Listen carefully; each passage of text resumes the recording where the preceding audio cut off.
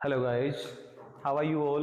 कैसे हैं आप सभी। स्वागत है आपका फिर से एक बार विकास सर फिजिक्स यूट्यूब चैनल में हमारे। तो अपन ने लास्ट क्लास में पढ़ा था इंटेंसिटी, एम्पलीट्यूड और एनर्जी ऑफ रिजल्टेंट वेव, परिणामी तरंग की ऊर्जा, तीव्रता और आयाम। तो उसी सेशन को आगे बढ़ाते हुए अब उससे रिलेटेड कुछ स्पेसिफिक केसेज बनते हैं बच्चा पार्टी, जिससे रिलेटेड काफी क्वेश्चंस अपने नीट जेई के एग्जाम में भी पूछे जाते हैं और जो बोर्ड एग्जाम्स हैं उनके अंदर भी उनसे पूछे जाते हैं क्वेश्चन। तो वो भी देखते हैं और स्पेसिफिक केसेज क्या है, इंटेंसिटी डिस्ट्रीब्यूशन कर्व क्या है, तीव्रता वक्र जो है वो देखेंगे। तो firstly thank you so much, शुक्रिया आपका, काफी आप प्यार दिखा रहे हो बच्चा पार्टी, ऐसे सपोर्ट करते रहे है ना। डेली आपके लिए बहुत इजी अच्छे सेशंस आपके लिए लाए जाएंगे बहुत इजीएस्ट वे के अंदर, ठीक है। तो जो बढ़िया चल रहा है काम सारा, आपकी कृपा से अच्छे फॉलोअर, अच्छा रेस्पॉन्स आ रहा है, ऐसे ही कंटिन्यू प्यार बनाए रखें, शुक्रिया। तो बच्चों ध्यान दें, यहाँ अपन ने पढ़ा था तो हमारे पास जो इक्वेशंस निकल कर आई थी वो आई थी रिजल्टेंट वेव का जो एम्पलीट्यूड था, आयाम जो आया था वो था r square is equal to a one square plus a two square plus 2a1 a2 cos five. यहाँ पर ए वन और ए टू जो है ये एम्पलीट्यूड्स हैं फर्स्ट और सेकंड वेव के, दोनों वेव्स के, दोनों तरंगों के आयाम है हमारे पास। फाइव फेज डिफरेंस है उनके अंदर। और यहाँ पर अपन आगे बात करें तो I1 फर्स्ट वेव की इंटेंसिटी है और I2 है सेकंड वेव की इंटेंसिटी, और वो 5 आपस फेज डिफरेंस है दोनों वेव्स के अंदर, दोनों तरंगों के अंदर कालांतर।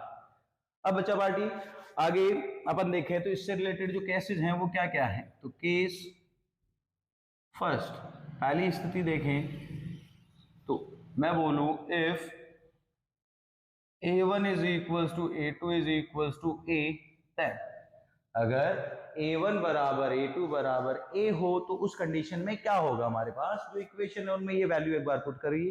तो बाय इक्वेशन 7 अपने ये लेक्चर्स जो है बच्चों दोनों मीडियम्स के बच्चे इजीली इनको एब्जॉर्ब कर सकते हैं, कोई उन्हें दिक्कत नहीं आएगी, आगे जुड़े रहें कंटिन्यू। तो बच्चे पार्टी यहाँ अपन लिखें इस इक्वेशन में वैल्यू, तो r square is equal to a square plus 2a square cos five. Next r square is equal to 2a square plus 2a square cos five. Then r square is equal to 2a square common आ गया, ये रहा 1 plus cos five हमारे पास। Okay, now देखें तो और r square is equal to ये value निकल कर आई, तो हमारे पास बच्चे डबल एंगल फॉर्मूला होता है cos 2 theta is equal to 2 cos square theta minus 1। तो देयरफॉर हाफ एंगल फॉर्मूला क्या हो जाएगा, therefore cos theta is equal to 2 cos square theta by 2 minus 1। ये हमारे पास हाफ एंगल फॉर्मूला होगा, ये फॉर्मूला अपन यहाँ पर एग्जीक्यूट करेंगे, यहाँ पर इसकी वैल्यू रख दीजिए। तो r square is equal to 2a square 1 plus 2 cos square, यहाँ पर थीटा की जगह 5 है तो इसको 5 कंसिडर करें, नाउ 5/2 माइनस 1 हमारे पास ये वैल्यू निकल कर आई। तो 1 से 1 कैंसिल आउट होता है, यहाँ कट जाएगा, तो r square is equal to आएगा 2a स्क्वायर को अंदर मल्टीप्लाई करा दो तो 4a square cos square 5/2। Now r is equals to आएगा, ये स्क्वायर इधर जाएगा तो स्क्वायर रूट बनेगा बच्चे, तो यहाँ स्क्वायर रूट बनेगा तो ये स्क्वायर उससे कैंसिल होगा, तो इसकी वैल्यू आएगी 2a cos 5/2। ये हमारे पास फाइनल इसका रिजल्ट निकल कर आया इक्वेशन नंबर 9। तो इसी को कंटिन्यू कर रहे हैं, लास्ट वीडियो में आपने पढ़ा था आर स्क्वायर की वैल्यू थी 7th इक्वेशन में, और ये हमारे पास में 8th इक्वेशन की इंटेंसिटी की जो आई थी वो थी रिजल्टेंट इंटेंसिटी, परिणामी तीव्रता। नाउ अब अपन देखें, मैं बोलूं बच्चों if I1 is equal to I2 is equal to I naught, then अगर हमारे पास बच्चा पार्टी I1 और I2 दोनों सेम हो, दोनों की वैल्यू सेम हो, और मैंने कंसीडर कर लिया कितनी हो, I नोट के इक्वल हो, तो उस कंडीशन में हमारे पास जो परिणामी तरंग है, रिजल्टेंट वेव है, उसकी तीव्रता, उसकी इंटेंसिटी क्या आती है। चलो आइए इधर देखते हैं क्या होगा। तो बाय इक्वेशन 8, जो इक्वेशन 8 है उसके अंदर, सॉरी ये इक्वेशन आपके 10 थी शायद, में भी देख लें आप, जो भी वहां से क्लियर कर लें। तो बाय इक्वेशन 10 अपन देखें तो यहाँ पर I1 और I2 जो आपको दिख रहे हैं, यहाँ पर इनकी जगह आप पुट करेंगे I नोट, तो मैं इनकी जगह पुट करता हूं, तो I is equal to I naught plus I naught, ये हो गया हमारे पास 2I नोट बच्चे, प्लस आई नोट और ये आई नोट, तो यहाँ पर आई नोट और आई नोट यहाँ पर देखें तो देखो 2 आई नोट और आई नोट cos phi बच्चे। Now i is equals to 2i naught plus 2i naught I naught square हुआ, स्क्वायर से रूट हट जाएगा तो 2i naught cos phi। Now next i is equals to 2i naught हमारे पास common आ रहा है तो 1 प्लस cos phi, ये वैल्यू यहाँ रही। तो ना वही फॉर्मूला लगाएंगे because half angle formula cos phi is equals होगा 2 cos स्क्वायर 5/2 -1, जैसे कि यहाँ पर अपन ने लगाया था। तो यहाँ पर अपन देखें तो बच्चे थोड़ा पार्टीशन कर देता हूँ, इजीली विजिबल है हमारे पास। Next therefore i is equals to 2i nought 1 plus 2 cos square 5/2 minus का 1, ये वैल्यू हमारे पास में निकल कर आई। ओके, क्लियर है। नाउ नेक्स्ट 1 से 1 कैंसिल आउट होता है तो therefore i is equals to आया ये 4i नॉट cos स्क्वायर 5/2 और ये हमारे पास में फाइनल वैल्यू हो गई। ठीक है, क्लियर, नो इश्यूज। ये हमारे पास में रिजल्टेंट इसका निकल कर आया, तीव्रता परिणामी तरंग की जो थी, इसको इक्वेशन को आगे अपन बढ़ाएं तो आगे अपन वैल्यूज देंगे, तो इसको 10 कंसिडर कर दो। ये हो गई हमारे पास में 11, अगर उसको अपन ने 10th माना है, देख लें आप लास्ट वीडियो में क्लियर कर रहे हैं, उसके आगे कंटिन्यू इसको बनाए रहे। ठीक है, क्लियर है। नाउ नेक्स्ट केस अपन देखते हैं, केस सेकंड केस के अंदर अपन बात करें तो मैं बोलूं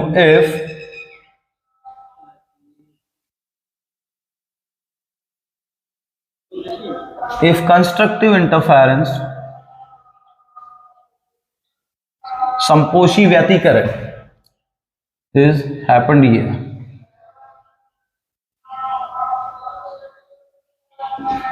जो मैंने लिखा कि सेकंड, ये मान लीजिए यहां पर अपन कंडीशन ले रहे हैं कि संपोषी व्यतिकरण हुआ है, यानी कि in the case of constructive interference की कंडीशन में अपन देखें तो क्या होगा। तो सबसे पहले कंस्ट्रक्टिव इंटरफेरेंस तो अपने दिमाग को लेके जाए पीछे, लास्ट क्लासेस के अंदर मैंने आपको बताया था, कॉन्सेप्ट याद करें, चीजों को समझे, रटना नहीं है हमें। तो बच्चे अपन ने पढ़ा था कंस्ट्रक्टिव संपोषी यानी समान रूप से पोषण हो रहा था। एक छोटा सा मस्ती मजाक भी किया था, संपोषी विनाशी विनाश काले विपरीत बुद्धि वाला।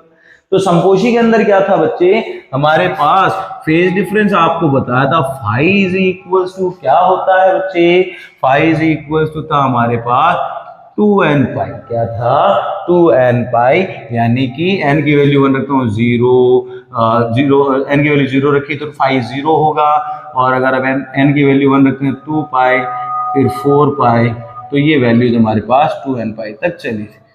तो मैंने कहा था बच्चों सीधा याद रखें कि अगर जो कोस है तो कोस के आगे बच्चे अगर हमारे पास जो एंगल है वो एंगल अगर इवन नंबर उसके साथ मल्टीप्लाई में हो तो कॉस की वैल्यू हमारे पास में प्लस का 1 होती है, अगर ओड नंबर मल्टीप्लाई में हो तो -1 होती है। लाइक cos 2n पाई की वैल्यू, पाई की वैल्यू 2n पाई है तो यहाँ पर 2n पाई कंसिडर करेंगे अपन, तो cos 2n पाई की वैल्यू +1 होगी ये। ठीक है, तो नाउ बच्चों अपन देखें तो बाय इक्वेशन सेवंथ इक्वेशन से अपन देखें बच्चों तो r square is equals to a1 square plus a2 square plus 2a1 a2 और r square is equals to बच्चे ये आएगा a1 प्लस a2 का होल स्क्वायर का फॉर्मूला ये बना a square plus b square plus 2ab। Clear. Now अपन देखें और बच्चे ये स्क्वायर उधर जाएगा, स्क्वायर रूट बनेगा या इधर वाला स्क्वायर इसको ले उड़ेगा, तो r इज इक्वल्स टू आया a1 प्लस a2, ये इक्वेशन आ गई हमारे पास, इक्वेशन 2। नेक्स्ट में बोलूं बच्चों इफ, यदि मान लो बच्चों a1 is equals to a2 is equals to a हो, यानी कि दोनों वेव्स के एम्पलीट्यूड सेम हो बच्चों, उस कंडीशन में दोनों के आयाम बराबर होंगे तो a1 बराबर a2 बराबर a कंसीडर करा मैंने। तो बच्चे इसमें क्या चेंजेज हो जाएंगे, तो then r is equals to आएगा हमारे पास, यहाँ पर a पुट करो, यहाँ पर a, तो ये हो गया 2a, ये हमारे पास मैक्सिमम वैल्यू है। क्लियर है। सारे केसेस कंडीशंस याद रखें, अभी बहुत काम आएंगे हमारे, अपन आगे क्वेश्चंस करेंगे कॉम्पिटिटिव एग्जाम्स वाले। ठीक है, तो उसमें ये चीजें याद रहेगी तो हमें ज्यादा वो चीजें क्लियर रहेगी। ज्यादा इजीली वो चीजें अपन हैंडल कर पाएंगे। तो नाउ अब इंटेंसिटी देखें तो बाय इक्वेशन 10, तो 10th इक्वेशन से देखूं तो I is equal to I1 plus I2 plus 2 root I1 root I2 cos phi की वैल्यू मैंने 1 रख दी डायरेक्टली, क्योंकि इस कंस्ट्रक्टिव केस के कंडीशन में cos फाई 1 है। तो बच्चे नाउ अपन देखें तो इसको मैं ऐसा लिख सकता हूं क्या, I is equal to I1 का रूट और इस पर करा मैंने स्क्वायर प्लस रूट I2 बच्चे इसका करा स्क्वायर प्लस 2 रूट I1 और ये रूट I2। क्लियर। ऐसा क्यों करा बच्चे मैंने, ऐसा इसलिए करा, देखो अब यहाँ पर फार्मूला बन सकता है root I1 plus root I2 का होल स्क्वायर, तो वो क्या होगा a स्क्वायर यानी root I1 square plus root I2 square plus 2 root I1। Clear, समझ गए बात को। तो कुछ ना कुछ पंगा अपन ने करा, उससे हमारे जो आने वाला जो रिजल्ट हो वो इजी हो पाए, आउटपुट हमें इजीली मिल जाए। तो I इज इक्वल टू यहाँ लिखूंगा root I1 plus root I2 इसका होल स्क्वायर। क्लियर। अब बच्चे ये इक्वेशन आई 13, कितनी इक्वेशन हो गई 30। मैं बोलूं बच्चा पार्टी कि दोनों जो वेव्स हैं उनकी इंटेंसिटी सेम हो बच्चों, सेम हो जाए, I1 is equal to I2 is equal to I0 consider कर लेता हूं मैं, तो उस कंडीशन में क्या चेंजेस होने वाले हैं देखो बताइए। तो बच्चे ये होंगे I1 I is equal to यहाँ करो I0 और यहाँ I0, तो root I0 plus root I0 कितने I0 हुए रूट, तो 2 रूट I0 ये यहाँ बनेंगे, तो 2 रूट I0 और ये इसका होल स्क्वायर चल रहा है, तो I is equal to root से ये स्क्वायर हटेगा और 2 का स्क्वायर 4 हो गया, तो 4 I0 ये हमारे पास में वैल्यू आई, ये मैक्सिमम इंटेंसिटी होगी। राइट जी, गुड। नेक्स्ट बच्चों अब अपन देखते हैं तो केस थर्ड देखते हैं बच्चा पार्टी। तो केस थर्ड में अपन देखें बच्चों, मैं बोलूं in the case of destructive interference, destructive यानी कि अब विनाशी आ गया, वही अपने वाला विनाश काले विपरीत बुद्धि तहस नहस होने वाला मामला जो था। In the case of destructive interference यानी विनाशी व्यतिकरण के केस में बच्चों फाई जो था वो क्या था 2n प्लस माइनस पाई और cos 2n प्लस माइनस 1 पाई था हमारे पास में बच्चों, 2n प्लस माइनस 1 ये पाई। तो बच्चों इस केस के अंदर हमें पता है, तो देयरफॉर cos फाई क्या होगा -1। मैंने आपको बताया कि हमारे पास में बच्चे अगर cos के साथ ओड नंबर मल्टीपल में हो तो उस कंडीशन में cos की वैल्यू -1 होती है, लाइक cos फाई यानी cos 180 -1 हुआ, cos 3 पाई, cos 5 पाई, cos 7 पाई, तो ये सारी केसेस यहाँ बनेंगे डिस्ट्रक्टिव केसेस। तो बच्चों cos की वैल्यू -1 पुट कर दो, तो बाय इक्वेशन 7, तो 7th इक्वेशन से देखूं तो ये बनेगा r square is equal to a1 square plus a2 square minus 2a1 a2, और बच्चे r square is equal to a1 minus a2 का होल स्क्वायर बन गया। क्लियर। नाउ r स्क्वायर से ये कट गया तो a1 माइनस a2, ये वैल्यू हमारे पास निकल गया। इक्वेशन 14 आगे चल रहे हैं अपन कंटिन्यू इसको बढ़ाते हुए। नाउ बच्चों अब देखो वो कंडीशन डालो जो हम अपन हर एक में डाल रहे हैं। मान लो ऐसा हो जाए तो क्या होगा, ऐसे क्वेश्चन बनते हैं तो अपन उन केसेस को पहले ही लेके चलते हैं। मैं बोलूं इफ यदि बच्चों दोनों एम्पलीट्यूड जो है वेव्स के वो सेम हो, तो बच्चों मान लो a1 a2 की वैल्यू a के इक्विवेलेंट हो जाए, तो r इज इक्वल टू क्या आएगा 0, a माइनस a 0, कुछ रहा ही नहीं, एम्पलीट्यूड 0 हो गया, खत्म मामला, शून्य है, शून्य से आगे क्या है, कुछ नहीं है बच्चों। नाउ अब अपन देखें तो बाय इक्वेशन 10th इक्वेशन से इंटेंसिटी भी निकाल दीजिए बच्चा पार्ट, तो ये आएगा I is equal to I1 plus I2 minus 2 root I1 root I2। Clear. इसको थोड़ा एडजस्ट करो, वैसे ही लिखो जैसा पहले करा था, root I1 square plus root I2 square minus 2 root I1 root I2। Now ये यहाँ पर फिर फॉर्मूला बनकर आता है root I1 minus root I2 का whole square. Clear? A square plus b square minus 2ab। Okay, ऐसा इसलिए किया था मैंने। तो नाउ बच्चों ये इक्वेशन हो गई हमारे पास में 15। कितनी इक्वेशन हो गई? 15th इक्वेशन हमारे पास ये। अब अपन देखें, मान लीजिए बच्चों एक इसके अंदर और एक केस डाल दे, कॉम्प्लीमेंट्री केस आपको दे दिया जाए। If I1 is equal to I2 is equal to I0, यानी कि जो दोनों वेव्स हैं उनकी इंटेंसिटी सेम हो, इक्वल हो बच्चे, और I0 के इक्वल कर दी जाए, तो उस कंडीशन में क्या होगा हमारे पास? तो ध्यान दीजिए यहाँ पर, तो now I is equal to I0 root I0 minus root I0 बच्चे, तो ये बनेगा 0, यानी कि इस केस में मिनिमम इंटेंसिटी हमारे पास में होती है। देखें मैक्सिमम एम्पलीट्यूड कब मिलेगा? इस कंडीशन में मिला 2a। मैक्सिमम इंटेंसिटी कब मिली? कितनी थी? 4I0 इस केस के अंदर थी, कंस्ट्रक्टिव इंटरफेरेंस के अंदर।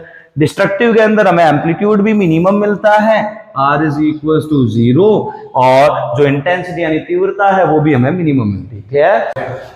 ना बच्चों ये हमारे पास फाइनल रिजल्ट आया। अब एनर्जी अपन इंटेंसिटी डिस्ट्रीब्यूशन कर्व देखते हैं, यानी तीव्रता वितरण वक्र।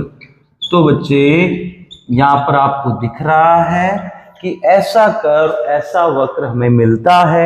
यहाँ पर मैंने एक्स एक्सिस पे प्लॉट किया फाई और डेल को, यानी कि पाथ डिफरेंस और फेज डिफरेंस फाई और पाथ डिफरेंस डेल को लिया अपन, है ना, कलांतर और पथांतर। तो बच्चे यहाँ वैल्यूज रखी मैंने 0, पाई, 2 पाई, 3 पाई, इधर नेगेटिव में वैल्यूज ले ली, इधर नीचे पाथ डिफरेंस डेल की ले ली, 0 lambda by 2 lambda, 3 lambda by 2 2 lambda, इधर नेगेटिव डायरेक्शन में ये वैल्यूज नेगेटिव मिले, जो कि लास्ट वीडियो में आपको बताया, उसको मैं डिस्क्रिप्शन में लिंक मेंशन कर दी जाएगी, तो उसको आप क्लिक करके उसको देख सकते हैं पुराने वीडियोस में, राइट। तो यहाँ पे हमें दिख रहा है बच्चों कि जब 0 है, 0, 2 पाई, 4 पाई, 6 पाई ऐसे अपन चलेंगे, तो वहां कंस्ट्रक्टिव यानी संपोषी व्यतिकरण है, समान रूप से पोषण था, तो वहां पर तो इंटेंसिटी मैक्सिमम आ रही है 4I0। तो ये 4I0 यहाँ प्लॉट किया मैंने मैक्सिमम, तो देख लीजिए 0, 2 पाई, 4 पाई, ऐसे 6 पाई, ऐसे इधर नेगेटिव डायरेक्शन होगा। नाउ नेक्स्ट अपन देखें फिर बच्चा पार्टी, तो हमारे पास में जो पाई, 3 पाई, 5 पाई, 7 पाई है, ये सारे हमारे पास डिस्ट्रक्टिव इंटरफेरेंस यानी कि विनाशी व्यतिकरण। तो विनाशी विनाशी विनाश है हर जगह, तो बच्चे वहां पर अपन ने देखा इंटेंसिटी मिनिमम है, यानी कि 0 है बच्चे। तो यहाँ पर 0 0 प्लॉट करते 3 पाई पर, फिर 5 पाई पर 0 हो गई वापस। तो हमें दिख रहा है इस कर्व के अंदर बच्चे कि हमारे पास में जो इंटेंसिटी, यहाँ देखो मैक्सिमम मिनिमम, तो जानिए जो एनर्जी है बच्चों, जो ऊर्जा है, वो मिनिमम पॉइंट जो है इंटेंसिटी के, उनसे मैक्सिमम पॉइंट्स की ओर ट्रांसफर हो रही है, यानी निम्नतम तीव्रता वाले बिंदुओं से उच्चतम तीव्रता वाले बिंदुओं की ओर ऊर्जा जो है स्थानांतरित हो रही है हमारे पास में। तो इसका मतलब है बच्चे, इसके अंदर जो law of conservation of energy है, ऊर्जा संरक्षण सिद्धांत जो है, यानी एनर्जी को ना तो उत्पन्न कर सकते हैं ना ही इसे नष्ट कर सकते हैं। The energy is neither be produce और नॉर बी डिस्ट्रॉयड। तो वो जो law of conservation of energy है वो यहाँ पर पालन होता है उसका, उसको ओबे किया जाता है, राइट। तो स्क्रीनशॉट ले लें बच्चों इसका। Now thank you party. कुछ क्वेश्चन है अपने पास में जो अभी अपन ने टॉपिक पढ़ा इंटेंसिटी वाला, रिजल्टेंट वेव इंटेंसिटी एम्पलीट्यूड, तो उससे रिलेटेड कुछ अपने ये एलन की बुकलेट है, जो क्वेश्चंस आते हैं नीट जेईई के अंदर वो कैसे आते हैं देखते हैं।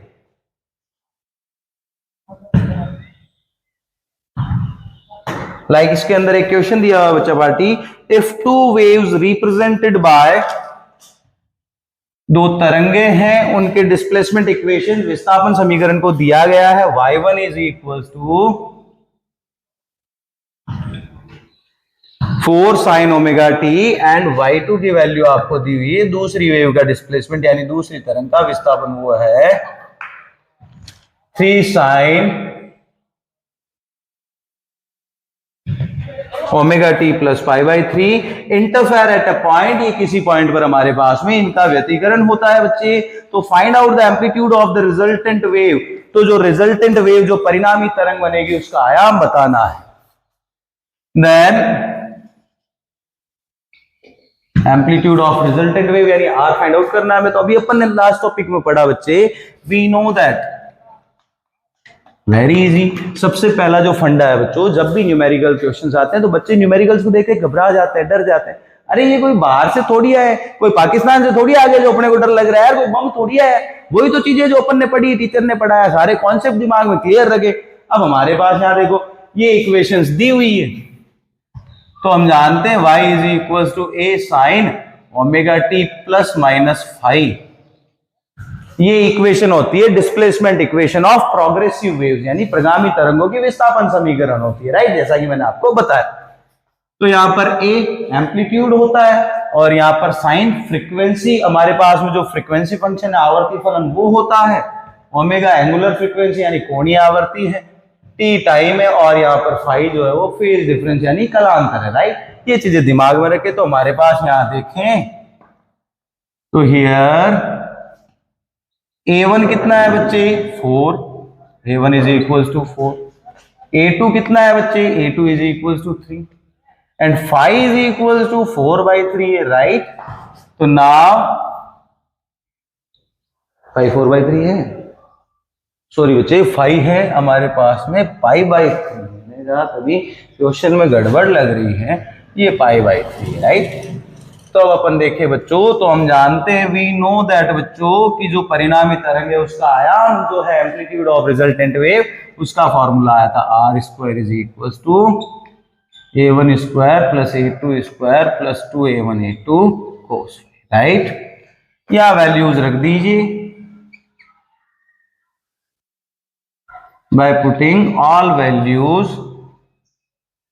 हियर, यहां पर जितनी वैल्यूज दी हुई उन सभी वैल्यूज, उन सभी के मान यहां पर रखते हैं। तो r² is equal to a1 की वैल्यू रखो 4, तो 4 का स्क्वायर, a2 की वैल्यू रखो 3, तो 3 का square plus 2 a1 4 a2 3 cos 5 की वैल्यू π/3।